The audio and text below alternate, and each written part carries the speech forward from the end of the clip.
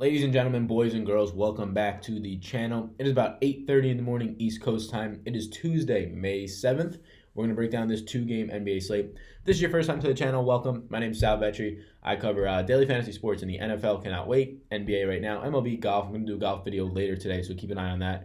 If you're somebody who's interested in jumping into golf, definitely check it out. I will have a cheat sheet up on Patreon pretty soon, and you can see there's links down below pretty soon today. So looking forward to that right after this video, actually. But we have a two-game slate yesterday. Just to quickly recap, profited, small profit, around $100, but could have been a much bigger night. Literally last second I was tinkering, and I had a 2v2 that I was really just struggling with in the one lineup that I entered. I entered the 444, the big tournament, just because I always have to. If I'm going to be playing those higher entries and one of those big, then I really hope it's in the other one, which is 100K to first. And then the 222, I think there was one, it was something like that, or no, 180 entry. And I ended up going with Steph and Clint Capella. Wanted to be a little bit different with Steph as much as you can be on a two-game slate. Capella was going to be very chalky, but I thought as a center, okay, fine, 5,800 is very cheap. Don't want to pass it up. But it was literally last second. I had tinkered it back and forth probably like 5 times in the last half hour, trying to think of different stats to sway my mind. But Kyrie and Marcus Morris was the other. And Kyrie and Steph pretty much scored the exact same points. They might have scored both 49.5 or 50, or Steph might have outscored Kyrie barely, which was good. That's what I wanted. But then going Capella over Marcus Morris was like a 20-point drop-off. So it scored like 304 fantasy points. Could have been 324. Again, not a big takedown on the 100K tournament, but very much in the top 10s of those other ones. So going to go right back at it tonight. I thought last night's slate was great. I liked the pricing for the pay-up options. Look, I know that Harden played well, right? He scored like 65 fantasy points, and if you had him and Giannis, maybe you could have binked it. I don't know how that works. But Giannis was just, he was set up so well last night, coming off of his first elevated minutes game, and you get that once again. It's really hard. And I had some guy in the comments after Boston won the first game saying, oh, you picked the Bucks in 6 and you wanted to say 5. What's wrong with you? And I said, yeah, Boston looked great in the first game. I was like, but they play best of 4. Like, this wasn't a one-game football playoff game. And the Bucks showed why they're one of the best teams in the league, and I think they're just, pretty easily in these games. They're the last 3 at least dominating Boston. It seems like. So they figured out game 1 of Al Horford just giving everything he has to stop Giannis, and it seems like that has now changed. All right, so we have no injury news really. Pascal Siakam, he's going to play again. He played in the last game, so maybe he's a little shaken up. We'll see what that says, but no real injury news today. It's just like OG and Uwe, but we don't have to talk about that. Let's just jump right into the matchup. So Toronto versus Philly today. And hit me with a like button if you can right before we start this thing off. Really greatly appreciate that. So Toronto versus Philly today. You're going to have Toronto being a 6-point favorite here. They're heading back home. 108.5 team implied total for Toronto, 102.5 for Philly. So very low total there. All these games, I believe, all 4 games so far have hit the under in terms of sports betting. The total is now down to 211. We've seen this total in the 220s to start the series. So defense has been being played, and you would imagine with Toronto, very elite defensive team, Philly, right around middle of the pack, if not a little bit better. It makes sense that we're going to see those numbers drop in terms of the total, especially what we've seen after these first 4 games. So we've seen 4 games. We know what to expect here. I will kind of go through it and just give some takes because obviously salaries change, so not everything is the same. The matchups will be the same in terms of these teams are playing each other for the 5th time, most likely guarding the same players. But salaries change, so guys become more interesting just based on how you could fit them into your lineups. So we'll start with the Toronto side of the ball. I just can't get away from Kawhi Leonard. I'm pretty sure everybody today, no matter what you read or videos you watch in the fantasy space or just the research you do, Kawhi Leonard's going to come up everywhere, and he should. $9,500 is still too cheap, right? I think he was $9,100 or $9,200 in the last game, and he was dirt cheap. The price changing by $300 is not going to change that. Kawhi right now on this slate, based on the way that he's playing in this series and really in the playoffs, he should be like 10-1, 10-2. If you're going to have Jokic at 10-4, he should be right around there. I have Kawhi projected for mid-50s today, right around 55 fantasy points. I have Jokic around 57. So if you're gonna tell me that he's $900 cheaper, I prefer Kawhi over Jokic, although I like them both, and I'm not trying to jump to the next game, just talking about how much relative to the other guys priced around him, Kawhi is standing out. And it's obvious, right? He's going to play huge minutes because when he's off the court, we've seen the splits. The Raptors just can't function when he's off the court. You're going to take him off the court, and Philly's going to still most likely have 3 stars still on their court. And now, especially with Siakam a little injured, they're going to have to just force Kawhi out there for big minutes. I have him projected for 40, but I'm very tempted to bump that up to 42. We've seen him, I think, 3 out of 4 games in this series touch the 40-plus minute mark outside of that blowout. He's coming off a 43-minute game, if I believe so. Let me just check that to make sure. It might have been a 44-minute game. Kawhi coming off of, I think it was 43. Yeah, 43-minute game. The 37 was one that they got blown out. He played 38 and 42. So he's averaging, even with, if you take out that blowout game, which he probably would have seen about 41 minutes, he's averaging about 40, 41 minutes a game. That's what I've been projected at today. And he's just been so efficient. If you look at his shot chart from every single point, compared to the league average of that percentage, it's like 10 to 15 points higher everywhere, including from three-point range. He's just been an animal, and he's been so fun to watch. So not much more to break down there. $9,500 for Kawhi Leonard on a 2-game slate like this when he's at the second highest priced player on the slate, so not a ton of pay-up options. Yeah, he's a smash play. Other than that, for Toronto, I think $6,300 for Lowry is still too cheap, especially if we're going to go with a narrative, at least I am right now, that 2 days was not enough for Siakam to get fully healed. Siakam coming off of a game where he only played 29 minutes. It was a game-time decision, was doubtful to start today, so he kind of grinded through it. 2 days have passed, so maybe he gets bumped up to his normal workload around 38. I don't think so. I haven't projected for 34, and I'm very scared with that number. I feel more comfortable going down to 32, but again, 2 days have passed, and he did play 29 a couple days ago, so I imagine they can give him a little bit more work. I still like Lowry at $6,300. Danny Green, the price is still cheap, but it's not something that I want to touch. I think in that same price range, you're going to get more minutes and potentially more production out of other guys, which we will touch on even in this game. All right, so let's just talk about some things. So Siakam being limited and playing 29 minutes instead of 39 minutes or 40, like he probably would have in a close game, meant Marc Gasol got to get 39 minutes. Now, and meant Serge Ibaka got to get 32. Now, I don't expect those two things to change, especially if we think Siakam comes up to around 34, 35 minutes in this one. I imagine that that's going to bump down Serge Ibaka from not playing as many 4 minutes and playing alongside Marc Gasol for many points in the game. Although he played very great, obviously Siakam, at least I would argue, is the much better player there than Ibaka. So you're going to get more Siakam at the 4, where he should be, probably starting as he should be. And then you're going to get not 32 minutes out of Ibaka. I haven't projected for 20 right now. And I'm tempted to put that higher if we do not think Ibaka or Siakam will get his full run. At 20 minutes, he still grades out fine based on his price point in the 3K range. Marc Gasol, I do not have at 39. I have Marc Gasol at 32, and I'm going to be changing that probably right now to 30.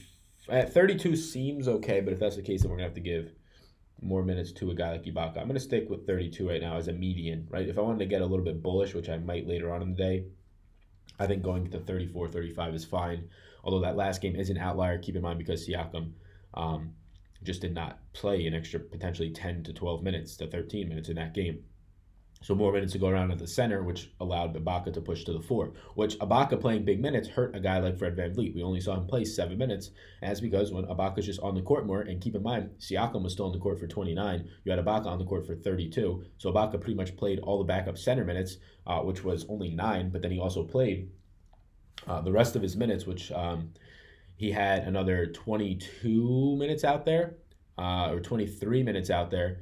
He pretty much played those backing up for 20 of them, Pascal Siakam. And then I guess he just got run. I guess they went big for about 2 or 3 minutes there, and he got run at the 3 or something of that. So, yeah, that hurt Fred VanVleet because you just can't push guys around. When you have Danny Green playing 34 minutes, when you have Kyle Lowry playing 40, and when you have Kawhi Leonard pretty much playing the whole game, a guy like Fred VanVleet, it's tough for him to find any minutes. He only got 7. Norman Powell was also there, picked up about 5. So the minutes were at a scarcity there. So, yeah, Siakam increasing his minutes, you're going to get this team going back to what they normally are, which is less minutes for Serge Ibaka, although his performance and the way that he played, I imagine he still sees a role in this offense. Maybe does not get bumped down to which we saw earlier in the season around 14 minutes, but have him hovering around 20. And also that's because I don't think Siakam is fully healthy. But Fred VanVleet, yeah, you can go back to him. Nobody will be on him, but I'm very scared, and I hesitate to. So the way that I'm looking at Toronto today in terms of my interest, it's Kawhi Leonard without a doubt, high and above everybody else. That price point is way too cheap for a 2-game slate. Should be, honestly, close to $1,000 more. Number 2, Kyle Lowry, $6,300 is too cheap. Starting point guard, he's seeing big minutes. If this game stays close, especially since it's Game 5 later in the series, this is a very pivotal game. Game 5 is the most pivotal game in any series if you're tied 2-2. You have to win 1 out of 2 after that. And you have the luxury, if you're the Raptors, of finishing it up at home. I imagine 40 minutes out of Lowry today. Number 3, and the rest just kind of dwindles down. I think Ibaka is still good value. I think at $5,000, Gasol is nice. Number 3 would be Gasol probably for me. And then 4, I'm going to go Siakam. And I might end up later on being a much higher on Siakam, depending on if we get any reports. And looking like, seeing what he looks like in shoot around. He played 29 minutes and he scored a fantasy point per minute on an injured foot pretty much, right? If it's healing a little bit and he feels a little bit better, I'm going to be tempted to go there. All right, let's move over to Philly. All right, this Philly team is as pretty straightforward as it gets for me for this series, as I've seen. Ben Simmons is now below 7,000, and some people might be interested in going there, and maybe that raises his ownership a little bit. I want 0. If Ben Simmons goes and does anything productive today and scores 40 fantasy points, then you're going to need him, right? And he might be a contrarian play. I want 0. He still has Kawhi Leonard, at least the last time I checked, guarding him. You can see what that's done to him in this series. With Kawhi Leonard on him, he has been absolute dog shit because, again, I've said it every single video, Ben Simmons can't shoot. His only opportunity to get pure scoring points is to drive and score. And with Kawhi Leonard on you as your primary defender, driving on Kawhi Leonard is usually going to lead to you kicking it out to other guys, whether it's Joel Embiid in the paint and just not even trying to drive, or you're driving and just getting bodied and have no shot and you kick it out to JJ Redick, who bricks a 3. No, but seriously, Ben Simmons is just of no interest to me. We have Jimmy Butler's price coming up now, $7,800. Look, we jumped on the Jimmy Butler train to start this series. Game 1 did not go in our favor, but that was great because it allowed us to get lower ownership on Butler. He's now put up 3 straight 50-point games. You can go back to my video at the beginning. I said at the beginning of the series, I said Jimmy Butler will have to average 30 real points a game for this team to win, because you're going to have Kawhi and Ben Simmons, you're going to have Marc Gasol and Joel Embiid, you're going to have Kyle Lowry on JJ Redick, and then you're going to have Pascal Siakam on Tobias. So Jimmy Butler against Danny Green was by far the best matchup for Philly. First game he did not exploit it. Then he scored 30. He scored 29 in the last one, mid-20s in the third game. So he's been playing extremely well. Like I said, 3 straight 50-point games. $7,800 is a steep price point because now you need 40-plus out of Jimmy buckets to hit value. But again, 2-game slate value doesn't matter that much. If he gets you 36, 37, it doesn't kill you compared to 40. I'm not sure. It depends what, obviously, the rest of the slate does. $7,800, I still have interest in Jimmy Butler because so far, and this is actually the only thing that would scare me, Kawhi late in that game in the fourth quarter started to guard Jimmy Butler, and Butler started to guard Kawhi. So that hurts both of them, but Kawhi more so matchup proof. Butler with Kawhi on him, if they decide to start this game out with Butler on Kawhi, and again, they ended the last way, or Kawhi on Butler, and they ended the last game kind of doing that, although it be it like crunch time, like do or die game on the line, and Butler still played fine. So $7,800, I tend to want to start to go elsewhere because now you're getting a much smaller gap between the Jimmy Butlers and the Joel Embiids. And regular season, you would never see that. But again, Butler just great matchup. Embiid maybe playing sick, tougher matchup. So I'm still fine with Butler as the small forward position. JJ Redick, $4,500 is too cheap. Price came down after having a decent game in the mid-20s. I have him in my initial early interest player pool right now. But he's very neutral to me. If he lands in my lineups as sort of like a last guy in, I'll say, okay, I don't love it, but it is what it is. Tobias Harris, $6,700 or $6,800, I believe. He's at a good price point, continuously scoring around the mid-30s, which again, if he's only $6,800, that's pretty good. That's what you want to get out of him. He does have a ceiling on him, but if Siakam is back and starting to get healthy, it does not bode well for Harris. Harris had a gimpy Siakam in the last game, and he had a nice game. But he could not take advantage of it in terms of getting to his ceiling. I lean to shy away from Harris here. Again, let's not think that this series is anything different because it's Game 5, right? Toronto is still playing great defense. Outside of Siakam being gimpy, they still have 5 really good defenders on the court and 3 to 4 elite defenders on the court at all times. So really not getting much of Philly is fine with me. Butler has been the only guy that I've been every single day or all 4 other days I've said, yeah, Butler's number 1 for me. And Embiid's number 2. And that's not going to change today. Embiid, price coming down. He played sick. He had like the flu in the last game or something like that. This guy seems like he's always sick. I don't know if he's just hungover. But yeah, Embiid is obviously in play here. When you have a guy like Jokic on the slate, now the price range is becoming wider between them. Embiid becoming much cheaper. Jokic going up. So now it becomes actually a choice instead of when Embiid was only $300 less than Jokic. Embiid, obviously some interest. Always a guy who has the 60 to 70 point upside like we saw 2 games ago. in this series. So for me, from the Philly side of the ball, it is clearly Jimmy Butler number one, Embiid number two. I would say JJ Redick three, Tobias Harris four, and I just don't want any Simmons. Coming off the bench, James Ennis, he's continuing to play around 24 minutes, 24 and a half minutes a game in this series, and he's cheap. I would go back to James Ennis, and I would feel fine because I think those minutes are or I'm confident in those minutes. Even with the return of Mike Scott these past two games, Scott's only played 13 and 14 minutes in the past two games. So somebody was going to have to get the short end of the stick between Ennis and Scott. Ennis's production so far in this series, especially in game two, has loaned him. Was that game two or three? Game two has loaned him to be getting those solid 24 minutes. And I like him. I like him at 24 minutes. I like him at his cheap price point. I think he can go right back there. So that's it. Toronto, it's Kawhi, then Lowry for me in terms of interest. Gasol and Siakam, kind of right there at 3A, 3B. If Siakam is going to see any sort of positives, or if I closer to game, I think that he looks really fine, and warm-up reports are coming out that he looks much better, then yeah, he's going to have to make a big jump because he's too cheap then at that price point if he's going to play 40 minutes. Philly, once again, as it has been pretty much this whole series, Butler far and away from me. Then you can go to Joel Embiid. Then I like James. JJ Redick, although maybe his name is Jimmy or James or both. JJ Redick, Tobias Harris. I even go, actually, JJ Redick, Tobias Harris, then James Ennis, then Ben Simmons. That's how low I am, even on the lower price point for Simmons. Let's move over to Denver and Portland. Denver, 4.5-point favorite as they return home here. 213.5 total, so these games both low total. This is a much slower paced game, although Denver has been trying to push the pace a little bit more. 109 team implied total for Denver, highest on the slate. 104.25 team implied for Portland. Again, Denver, 4.5-point favorite. So let's just start with the Denver side of the ball. It's kind of straightforward, but kind of not in terms of like one of these starting spots. So Jamal Murray, if we start at the point guard position, he's fine. He's always a guy who's just sort of neutral to me. He grades out well. He grades out at right around 30, 32 fantasy points, but he does have a higher minute ceiling on him, above 30, around 35, 36, which if he gets there, he becomes a much better play. Again, I'm neutral. I'm not prioritizing Jamal Murray. Shooting guard eligibility on DraftKings is nice. Not prioritizing him, but if he gets in there, that's fine. Shooting guard, I think that Gary Harris is interesting at 4,800. He's continuing to see like his floor in minutes is 35.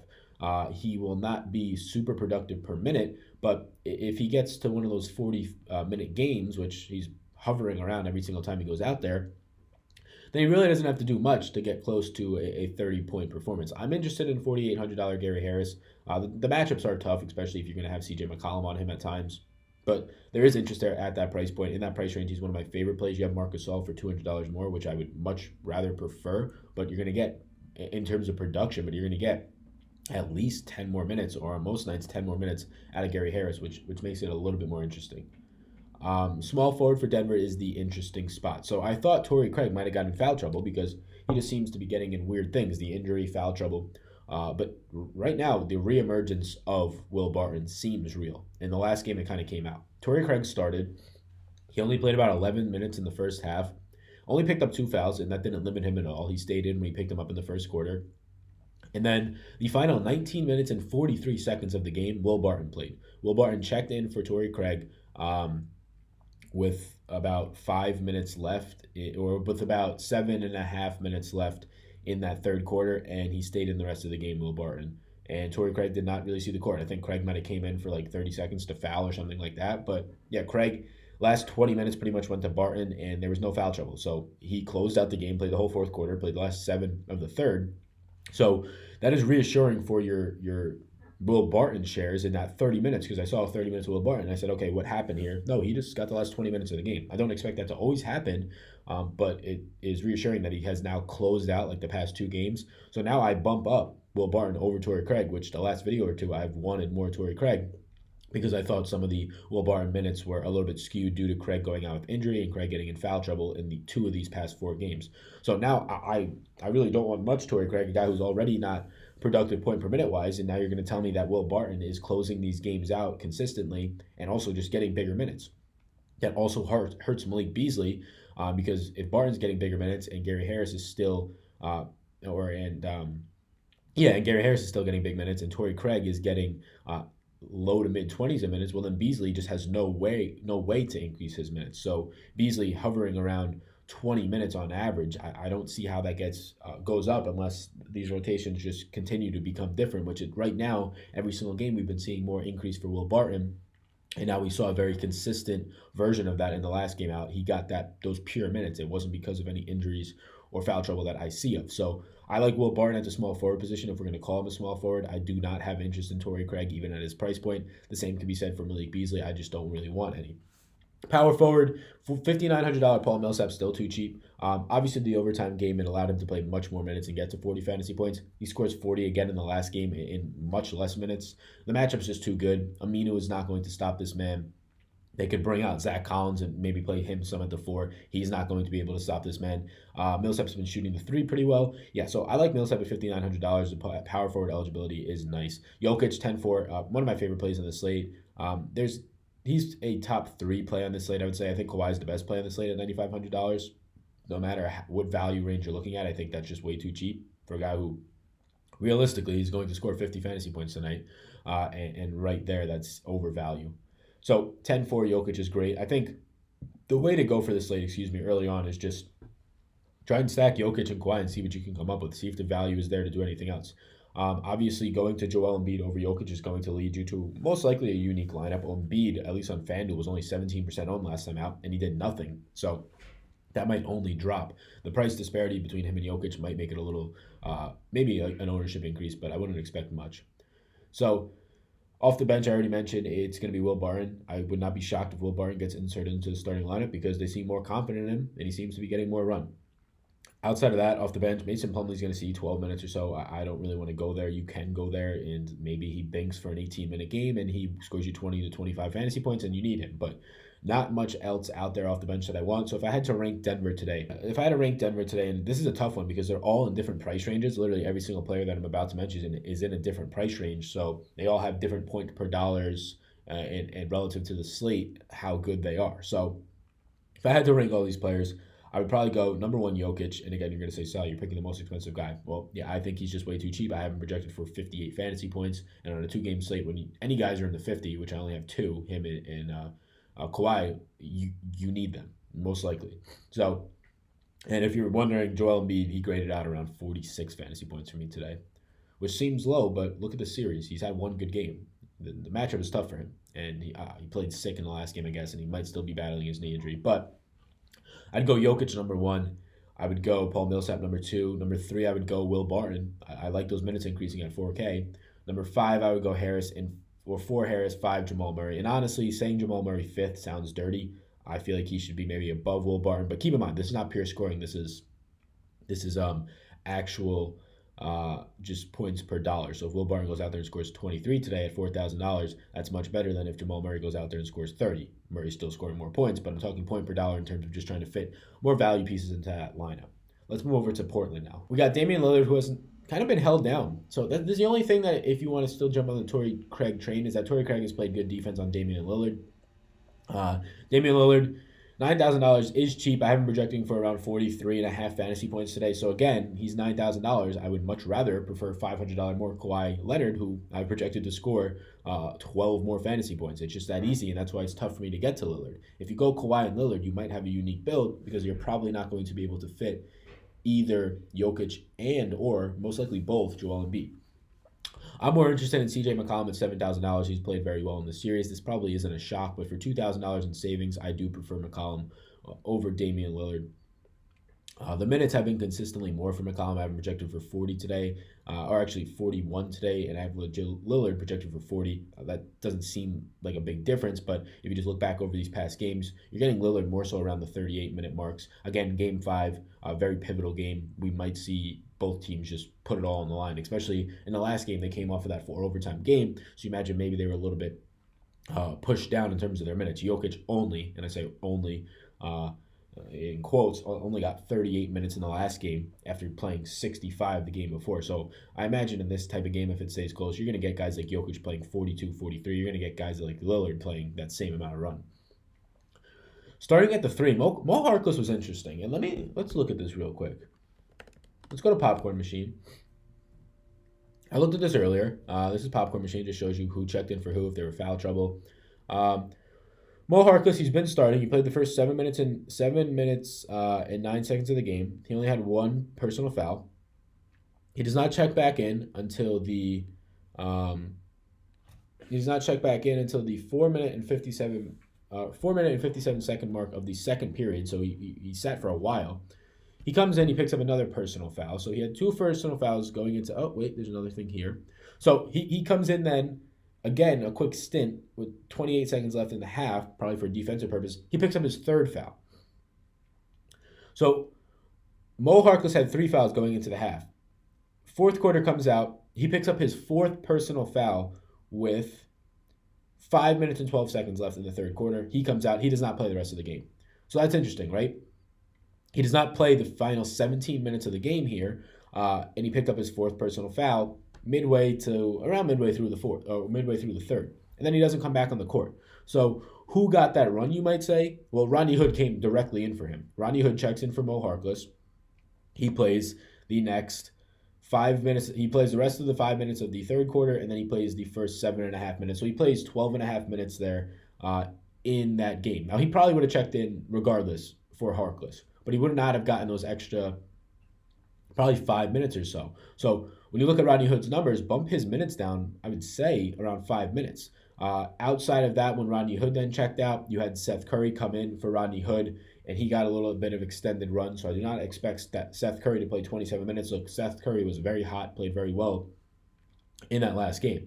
I think he scored 16 points. So, yeah, he played very well. But Mo Harkless picking up his fourth personal foul midway through the third, it allowed Rodney Hood to play, and it allowed Seth Curry to play more. Him not checking in again is very concerning for Mo Harkless, but do not expect Mo Harkless minutes to stay at what they were. Mo Harkless in the last game, he played, and I want to make sure this video doesn't go too long, but he played 17 minutes. I would expect, not that, right? He's usually playing 34 when he's healthy. So Seth Curry playing well in the last game, combined with Mo Harkless' foul trouble, is the reason that Seth Curry saw more minutes, is the reason that Rodney Hood saw a little bit bump in minutes. He probably should have seen only about 20 instead of 24 in that game, and Rodney Hood would have been impacted as well by Seth Curry playing well. And then Mo Harkless' foul trouble also reasons why those two things increase. So I have Mo Harkless not getting 17 minutes today, but I am a little bit concerned about the minutes. We saw Aminu's minutes come up.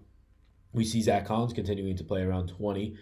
So I have him at 25, but that seems very off, and that's something I'm going to have to break down into and look a little bit more in Popcorn Machine, because there's still 9 minutes on the table to go around, and I'm not really projecting Seth Curry to play 27 again. I am projecting Hood to play around his 22 to 24. So something I'll have to check into, but don't see 17 minutes out of Mo Harkless and freak out. It was foul trouble. That is why we saw more minutes out of Seth Curry. And it doesn't seem like we saw more out of Rodney Hood, but he would not have played as many minutes in that game the last time out if it was not for that foul trouble. He probably only sees around 20 instead of 24. So Portland, there is interest in Enes Kanter. He's too cheap at $6,100. He's one of the top 3 or top 5 point per dollar value on this slate for me. The matchup is still tough, but he's too cheap. He's playing extremely injured, but they need him out there. No use of Nurkic. Zach Collins, haven't projected to play 20 minutes, and he becomes a nice value at $3,000 still. Aminu, for me, he came off a very good game. He's now had 3 solid performances, albeit one being that very long overtime game, and he only got 27 points. He's still too cheap, $4,700. He's in my player pool, but he's not somebody I'm trying to get to today with any sort of emphasis. But yeah, that's it. If I had to rank Portland today, it would be Enes Kanter, number 1, points per dollar. So let's go Enes Kanter. Let's go CJ McCollum, Damian Lillard, and then the rest just kind of fall into place from there. You can go Amino, whatever it is. So that's what I'm looking at for Portland. The early interests are in just price order. Nikola Jokic, I'm just going to run through them. I've said them all. Nikola Jokic, Kawhi Leonard, Joel Embiid, and Butler from that game. McCollum I like from that game over Damian Lillard. Kyle Lowry, I do like 6,300. Kanter, one of the best point per dollar plays in the slate, in my opinion, especially the position is loaded compared to these previous days, right? Because you get guys like Kanter who are cheap. Then you have Embiid and Jokic. So the position is a little bit tougher here. And then, really, Marc Gasol is cheap as well. So only being able to play 2 of those guys makes it interesting. Paul Millsap, center eligible. You can build a very unique lineup if you only have Paul Millsap as your center, because, you're fading one of those other centers, if not 2. Gary Harris, 4,800, interesting. Amino, interesting. I have Will Barton in yellow just because I wanted to emphasize that he did play the last 20 minutes of that game, so that's encouraging, even though there was no foul trouble. They left him in. They liked what they saw. Rodney Hood, I don't think he plays the 20 minutes going forward, but I think he gets more minutes. Rodney Hood, 3,700. Has to be interesting. I mean, I have projected for 24 minutes today. He's just too cheap. James Ennis, I prefer James Ennis over Rodney Hood because I think James Ennis minutes are more stable. Torrey Craig, I don't want any at 3,300 even. Even if he starts 3,300, a lot of people are going to say, oh, and let me rephrase this. 3,300 is a very cheap price point, so if he starts and he's probably going to get at least 20 minutes, I have him in for 24 today. If he starts, 3,300 is easy to pay off. If he scores 20 points, he's needed most likely. But I'm just concerned about those minutes now that we're seeing what's happening these past few games, and Will Barton very much so in the mix now. Zach Collins, $3,000, one of my favorite value plays on the slate, having projected for 20 minutes and around 18, 19 fantasy points, which is clearly very good at that price point. So thank you guys, thank you girls so much. I'm going to go, and there's Siakam, the only injury news. I'm going to go check out some golf, work through these golf videos. My name is Sal. Best of luck today, everybody. Peace out, gang.